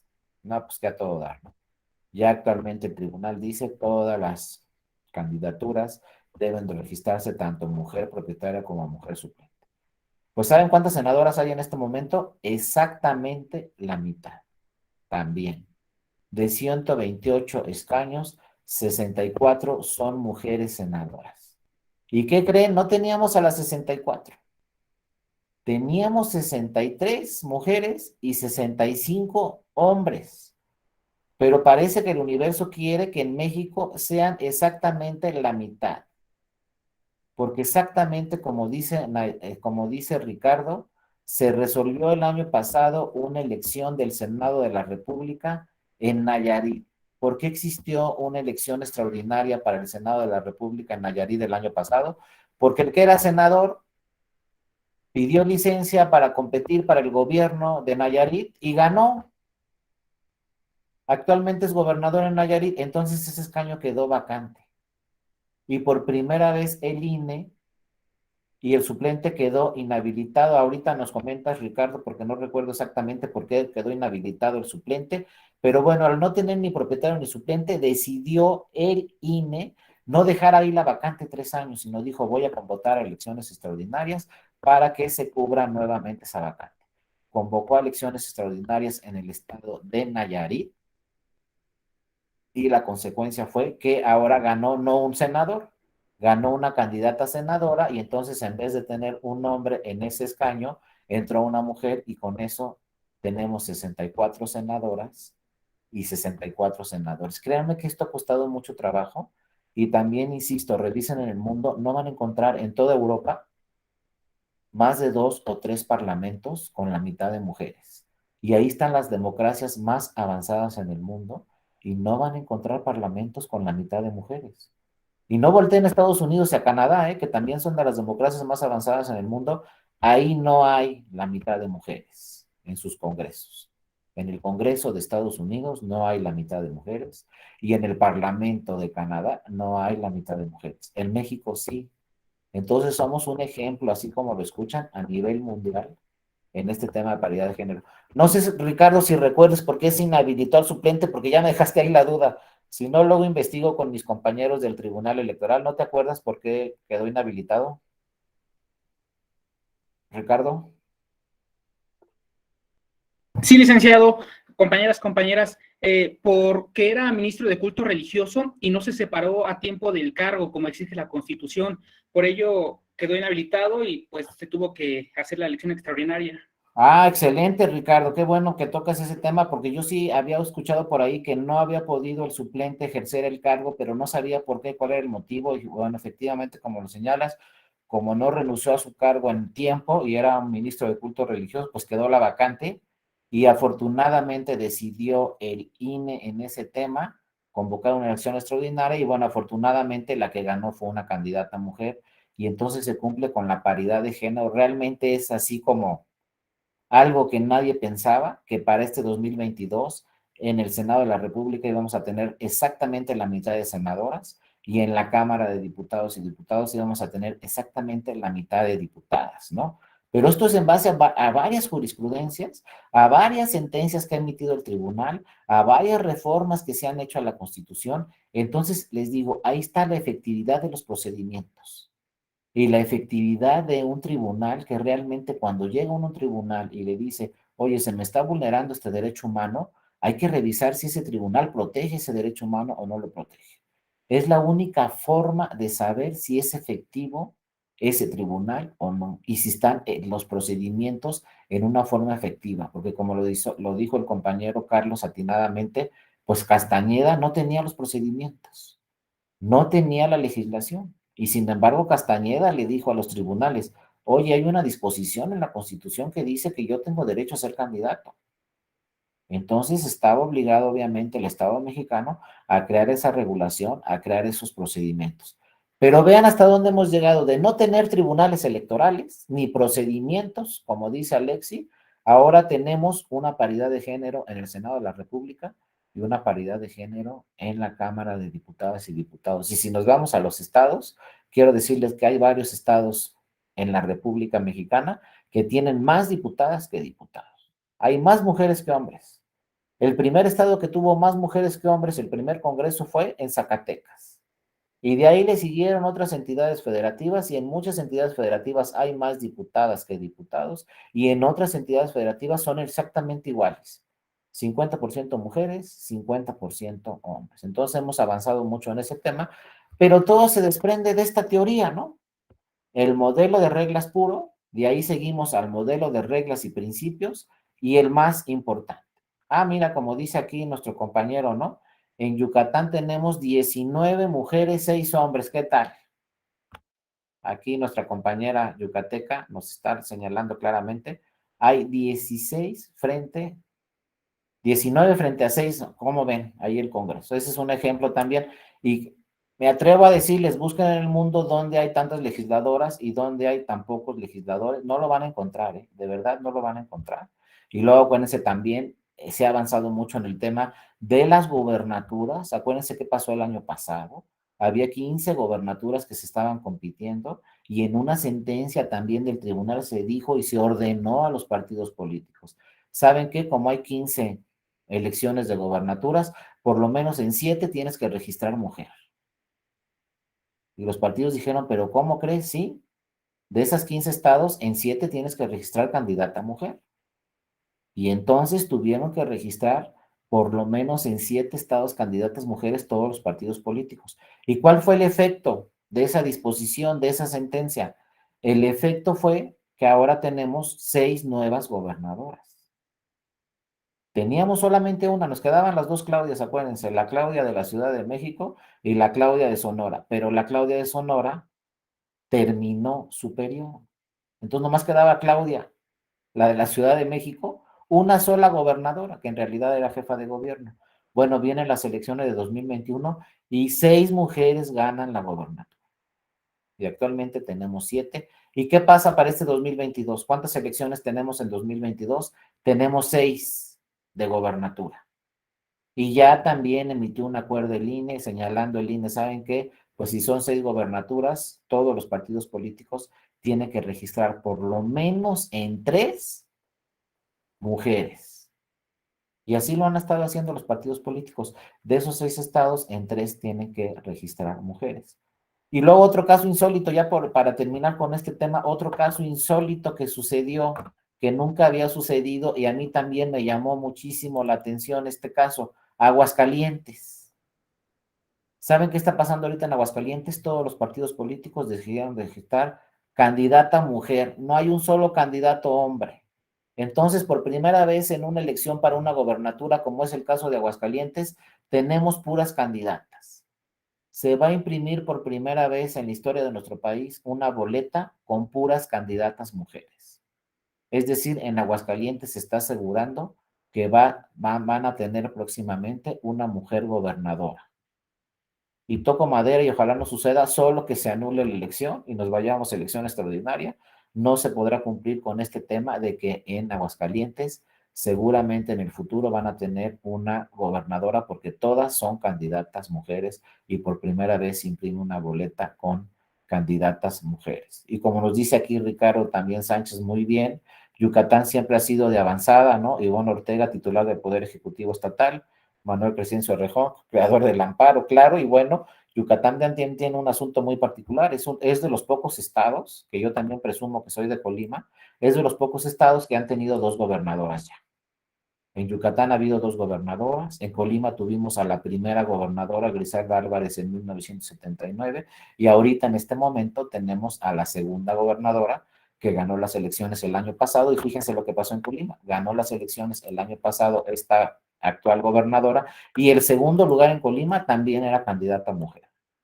O sea que la mayoría de las personas en Colima votaron por mujeres. Primer lugar y segundo lugar en Colima fueron mujeres. Y así sucedió en muchos otros estados, y van a ver que no soy futurista, ni adivino, ni nada de eso, pero seguramente de estas 6 gobernaturas van a ver que por lo menos en 3 van a ganar mujeres. Entonces vamos a pasar de 6 a 9. Luego viene el 2023 solamente con 2 elecciones, Estado de México y Coahuila, y luego viene la federal de 2024 y seguramente en el 2024 ya podremos estar hablando a lo mejor hasta de 14, 15 gobernadoras, ya casi llegando a la mitad de mujeres gobernadoras en nuestro país. Y todo esto nace de esta teoría, por eso les digo, es muy importante traer la teoría a la práctica.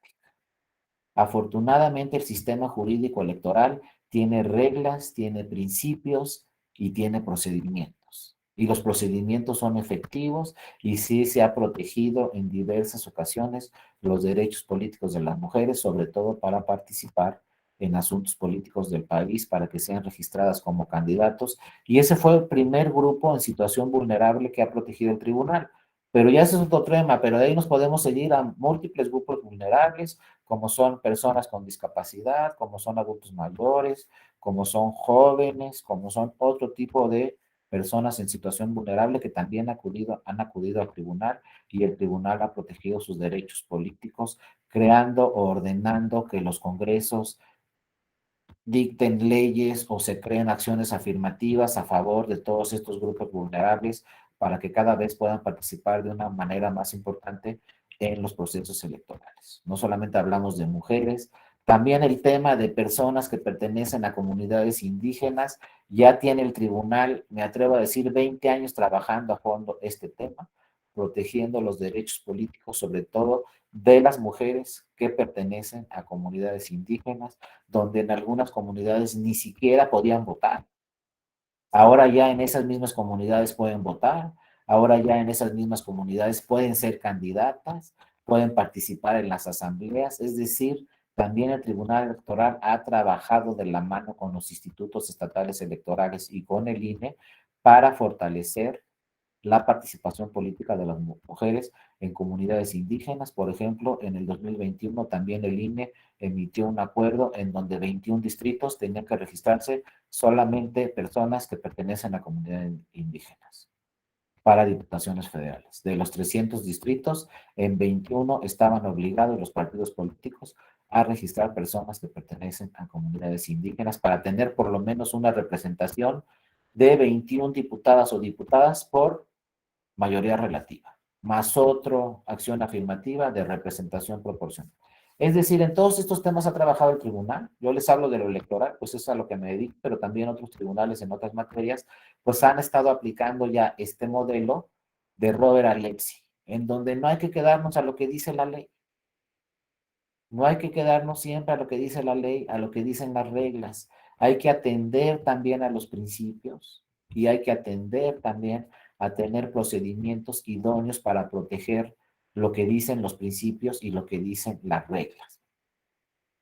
Entonces, obviamente, en la teoría del discurso de Robert Alexis se dice que esta argumentación, que esta ponderación de normas deben ir de la mano con los procedimientos, como lo hemos estado platicando. Adelante, Joel. Buenas tardes. Sí, Joel, no te escuchas tu micrófono, por favor. Hola, buenas tardes, ¿me escuchan? Sí, adelante. Ahorita me surgió una duda, ahorita que estábamos hablando de la paridad que ya está en nuestra Constitución, que ya está consagrada en el artículo 35, de las diferentes, de lo que la sentencia que emitió el Tribunal Electoral del Poder Judicial de la Federación en relación a que a los partidos políticos tenían que, de las gubernaturas que se disputaron el año pasado, tenía que mandar Registrar a 7. mujeres. Ajá, las 7 gubernaturas, que en este caso Guerrero fue un caso inédito, somos de Guerrero, y hoy en día, por primera vez, Guerrero tiene ya una gobernadora. Mi pregunta va encaminada a que, le pongo el ejemplo de Guerrero, que la integración a lo mejor no te lleva tanto relación con el tema electoral, pero en Guerrero también es otro caso inédito, que bueno, ya se hizo en el gobierno federal, pero también aquí en Guerrero, la integración del gabinete del Estado ya está integrado de manera paritaria. Y la Constitución dice en el segundo párrafo, si no mal lo recuerdo, el artículo 35, que tiene que ser paridad en todo. En este caso, la pregunta que yo formulo, el ejemplo, o más bien, para que las autoridades, hablando de autoridades gubernamentales, en este caso un gobernador o una gobernadora, ¿qué autoridad la obligaría a que cumpliera con ese principio de paridad en la integración de su gabinete? Cuando hablamos dice paridad en todo, o sea, en todo, en la integración de ayuntamientos, del organigrama de los ayuntamientos, también de los del gabinete de los estados, el gabinete de la República, que en este caso pues también ya se dio el caso de la secretaria de Gobernación. Y mi pregunta va encaminada a qué autoridad se acudiría si no se está cumpliendo con la integración en los gabinetes, cuando la Constitución ya no los establece. Sí, muchas gracias, Joel. Es muy atinada tu preocupación. Fíjate, como estamos hablando de una disposición constitucional, de una reforma que tiene apenas algún tiempo, esta reforma constitucional que habla de paridad en todo, se tiene que reglamentar y ahí está el problema que estamos enfrentando actualmente. Las entidades federativas no han reglamentado este tema de paridad en todo en sus normas respectivas. entonces habrá que acudir a otras autoridades, como puede ser directamente hasta la Suprema Corte, a alegar una omisión legislativa y decirle a la Suprema Corte, por ejemplo, oye, aquí la Constitución dice que debe de haber paridad en todo, sin embargo, no hay una legislación efectiva en mi estado, en la Constitución de mi estado y en la reglamentación de mi estado. Entonces es un tema también que obliga a los congresos estatales a crear una reglamentación para que se cumpla la paridad en todo y no solo en órganos políticos como tú lo señalas. Si se trata, ojo, de un ayuntamiento, inclusive si se trata dentro de un partido político, la estructura dentro de un partido político, podemos acudir al Tribunal Electoral. Ahí sí la vía es muy clara, porque son temas políticos. Pero si ya se habla, como tú dices, del gabinete de la gobernadora, donde la mitad tendrían que ser hombres y la mitad tendrían que ser mujeres, necesitamos una regulación estatal y también inclusive una regulación federal. Aquí exactamente estamos entrando a lo mismo que dice Robert Alexi. No solamente debe estar el principio ahí en la Constitución, debemos de reglamentarlo y no tenemos que tener el pretexto de que, oye, pues es que el Congreso no ha legislado, entonces hay que acudir inclusive si es necesario a la Suprema Corte para que ordene la Suprema Corte al Congreso que aplique esa disposición constitucional, ¿no? Ojo, yo espero que ya en el futuro es una reforma muy nueva que apenas se implementó en la Constitución, pero yo espero que poco a poco los congresos estatales pues vayan creando las normas relacionadas con este tema de paridad en todo. Ya lo hizo el Poder Judicial Federal. Habrá que revisar también si los poderes judiciales estatales lo están haciendo. Por ejemplo, el Poder Judicial Federal inclusive va más allá de paridad. El Poder Judicial Federal ya ha emitido convocatorias para puras mujeres. Por ejemplo, que hay concurso para jueces de distrito, bueno, va a emitir una convocatoria para puras mujeres. Que hay una vacante en el Consejo de la Judicatura Federal, bueno, puede emitir una convocatoria para puras mujeres. El INE también lo ha hecho. Ha emitido convocatorias para integrarse al INE como funcionarias, puras mujeres.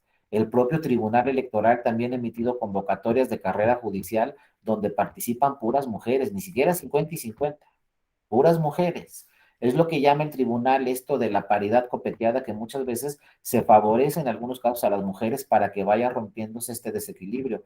Por ejemplo, ayer señaló una ministra de la Suprema Corte que todavía de los 1,400 jueces y juezas de distrito y magistradas y magistrados de circuito, todavía el 22% son mujeres y el 88% son hombres. Entonces dijo, por eso hay que dictar medidas y convocatorias donde solamente participen las mujeres, para elevar este tema de las mujeres en el Poder Judicial, pero creo que sí estamos un poco atrasados a nivel local y ya es para que los congresos locales se pongan las pilas, más que en los congresos locales ya la mitad son mujeres, pues deben de ponerse las pilas y empezar a regular normas que no solamente tengan que ver con lo político, como tú lo señalas, sino a ver una norma administrativa, que en el gabinete de la gobernadora, pues la mitad tiene que ser por lo menos mujeres, y así en otros órganos y también en la academia y también en las universidades, y hasta inclusive llegar hasta la iniciativa privada, ¿no? Que hay quienes dicen que no nos podemos meter a la iniciativa privada con normas, hay otros que dicen que sí, pero llegar hasta allá, porque es un tema de acciones afirmativas, pero de la mano también eso es un tema que va con el tema cultural. Ya hay que empezar también en las escuelas a enseñarles a las niñas y a los niños de este tema, para que se vayan acercando a las acciones afirmativas con una cultura nueva y en 20 años, 10 años, 20 años podamos hablar de que ya no necesitamos acciones afirmativas, porque ya en todos los órganos de gobierno la mitad o más son mujeres, entonces ya no necesitamos acciones afirmativas, pero sí es importante promover este tema, que lo centras muy bien, Joel, porque estamos hablando del mismo tema, procedimientos. Es lo mismo que le pasó a Castañeda. Oye, quiero ser candidato independiente, así dice mi constitución. Falta la norma legislativa, no falta la ley, no falta la reglamentación. Lo mismo hoy aquí en el estado de Guerrero, quiero que el gobierno del estado de Guerrero se integre con la mitad de mujeres, por lo menos en los cargos más importantes, ¿no? Del gabinete. Bueno, necesitamos una norma, una regla, unos lineamientos, porque si no, pues podemos llegar hasta la Corte Interamericana de Derechos Humanos en una de esas y que nos diga otra vez al Estado mexicano, oye, crea normas para que se cumpla con el principio de paridad de género, no solamente en cargos políticos, sino en todos los cargos de los 3 órdenes de gobierno, ¿no? Pero muchas gracias, Joel, por tu participación. Adelante, compañera, sí, por favor, desde Yucatán para el mundo. Así es, sí, hola doctor, buenas tardes. Con respecto al comentario de mi compañero, a mí me llama la atención porque, pues, sí uno se pregunta cuál es la autoridad que decide en estos casos en la integración de, puede ser, los distintos niveles de gobierno, ¿no? Comenzando con las regidurías. Y yo aquí pregunto, ¿no sería puntualmente la autoridad administrativa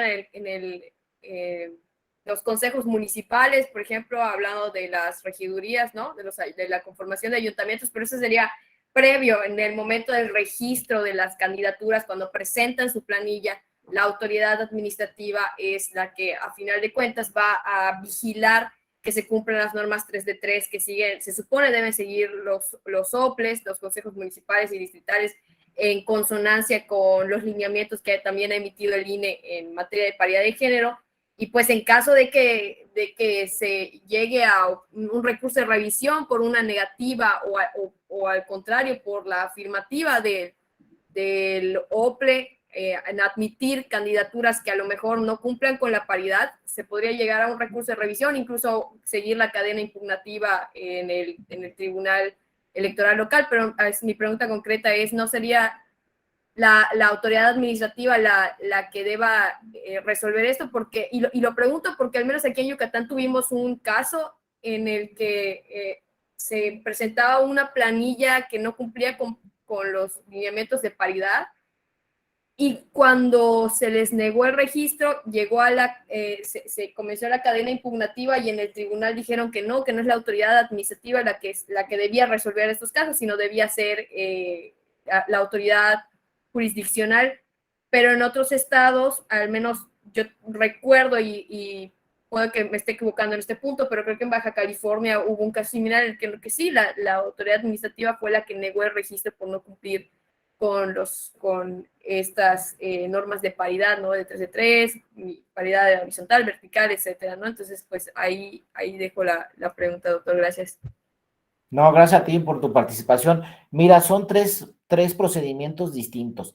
Primero, debe estar en una legislación, debe estar en la ley. Entonces, el Congreso Estatal, en este caso, debe de crear una ley que hable de este tema de paridad de género en todos esos cargos. Sin embargo, ya han llegado muchos casos de estos, no solamente al Tribunal Electoral Estatal, han llegado hasta la Sala Superior, y en los casos que han llegado hasta la Sala Superior, la Sala Superior ha ordenado, bueno, si hay una omisión legislativa, le ordena al Congreso Estatal de que cree una ley al respecto de paridad de género. Y dice el tribunal, si no lo hace la autoridad legislativa, entonces lo tendrá que hacer la autoridad administrativa creando lineamientos, que es el Instituto Estatal Electoral. Si no crea esos lineamientos la autoridad administrativa, entonces será el tribunal el que le ordene a la autoridad administrativa crear esos lineamientos, y si no, el Tribunal Electoral, mediante una sentencia, puede ordenar esos lineamientos. Y si no, llegamos hasta la Sala Superior, y la Sala Superior va a ordenar que al Instituto Estatal Electoral, que por ejemplo, para el registro de determinadas candidaturas, se cumpla con el principio de paridad de género. El propio tribunal, la Sala Superior, le puede ordenar, insisto, ya sea al Congreso del Estado que cree la legislación respectiva, o al Instituto Estatal Electoral que cree los lineamientos respectivos, o al Tribunal Electoral que le ordene al instituto crear esos lineamientos, o si no, sean directamente por la autoridad jurisdiccional. Es decir, la autoridad constitucional, que es el Tribunal Electoral, le puede ordenar a cualquier autoridad federal o estatal la obligación de crear sus lineamientos. Ya sucedió en el caso de, por ejemplo, de Hidalgo, donde no se hablaba del tema de mujeres, se hablaba de personas con algún tipo de discapacidad, donde el tribunal le ordenó al Congreso Estatal crear una legislación con acciones afirmativas para que personas con algún tipo de discapacidad participen en las elecciones. Y dijo en su sentencia el Tribunal Electoral, si no se crea esta ley por parte del Congreso, entonces tú, Instituto Estatal Electoral de Hidalgo, estás obligado a crear esos lineamientos. Y yo voy a revisar, ¿no?, que esos lineamientos efectivamente existan ahí para el próximo proceso electoral y existan ahí las acciones afirmativas. Entonces creo que en materia político-electoral sí hay pues una protección de esos derechos. Aunque se tenga que llegar a la sala superior, sí tenemos una protección de esos derechos políticos. Pero como decía Joel, la preocupación es en otras materias. No podemos quedarnos en lo electoral, que ya tenemos paridad horizontal, ya tenemos paridad vertical, ya se reflejó en la realidad, porque ya vemos que en los congresos hay más diputadas que diputados, ya vemos que en el federal, en el Congreso de la Unión, pues estamos 50-50. Ya se logró en eso, pero no solo son derechos políticos. La paridad total de la que habla la Constitución, pues también habla para el Poder Ejecutivo, para el Poder Judicial. Hay que trabajar en todos esos rubros y tendrán que ser otras autoridades, pero les digo, la responsabilidad genuina está en los congresos estatales, que tienen que crear la legislación respectiva, y en el Congreso de la Unión, que tiene también que crear la legislación respectiva para, como dice Robert Alexi, tener esos procedimientos para que protejan todos esos derechos humanos que se tienen que proteger, porque acuérdense que la calidad democrática de un país se mide si hay protección de derechos humanos o si no hay protección de derechos humanos. Las naciones que no tienen una debida protección de sus derechos humanos son estados con una calidad democrática muy baja.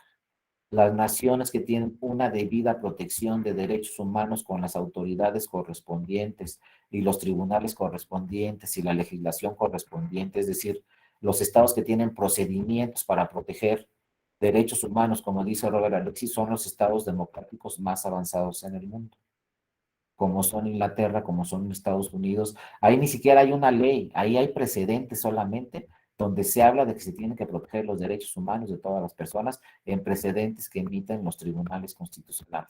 De todos modos, compañera, te agradezco muchísimo tu participación, muy interesante. Y bueno, se nos acaba el tiempo, entonces les agradezco a todas y a todos su atención. Quedamos a la mitad de la sesión, ya mañana vamos a ver algunos casos directamente con el tribunal y vamos a ver qué atribuciones tiene la Corte y qué atribuciones tiene el tribunal, ambos como tribunales constitucionales, para ver cómo efectivamente la Corte y el Tribunal Electoral pues tienen un sistema de reglas, un sistema de principios, pero también lo más importante, un sistema de procedimientos para proteger que se cumplan esos principios y que se cumplan esas reglas. Y cuando hay contradicción entre principios y reglas, vamos a ver cómo estos tribunales constitucionales siempre ponderan para que se apliquen los principios, o sea, se apliquen las disposiciones constitucionales, que por lo que veo el día de hoy fueron sus inquietudes. Es que así lo dice la Constitución, pero ya en los casos prácticos no se cumple con la Constitución. Creo que ahí el problema es que tenemos omisiones legislativas donde ya los congresos estatales tienen que ponerse las pilas y crear la legislación respectiva para la protección de estos derechos humanos. Es decir, crear los procedimientos de estos de que habla Robert Alexi. Pero estoy muy contento porque veo que sí me entendieron muy bien, que sí se entendió muy bien cómo la teoría la trajimos a la práctica. Porque si yo les hablo de Robert Alexi y todas sus teorías y ahí nos quedamos, luego van a decir, bueno, ¿y Robert Alexi en México para qué nos sirve o de qué se trata? No, aquí estamos viendo que los que debemos de tener reglas, debemos tener principios y también debemos de tener procedimientos para tener una verdadera protección de los derechos humanos. Mañana vamos a ver entonces qué dice la Corte, qué dice el Tribunal Electoral. Por lo pronto, pues les agradezco a todas y a todos mucho su atención. Miren, aquí está mi correo electrónico, soy darío.mora@te.gov.mx. Ahí está mi Twitter. Mañana que termine la sesión, con todo gusto me pueden escribir a mi correo electrónico y yo les contesto enviándoles esta presentación si es de su interés. Con todo gusto yo les mando la presentación cuando me escriban a mi correo electrónico. Por lo pronto les deseo que tengan una excelente noche y como lo dicen en la televisión, nos vemos mañana a la misma hora y en el mismo canal. Muchas gracias a todas y a todos y muchas gracias a Eric, compañero de la EGE, que nos siguió en esta presentación. Gracias a todas y a todos y nos vemos mañana. Cuídense mucho. Hasta luego, que estén muy bien. Mañana, gracias. Hasta luego. Gracias. Cuídense. Gracias. Luego, gracias. Hasta luego, Eric. Muchas gracias.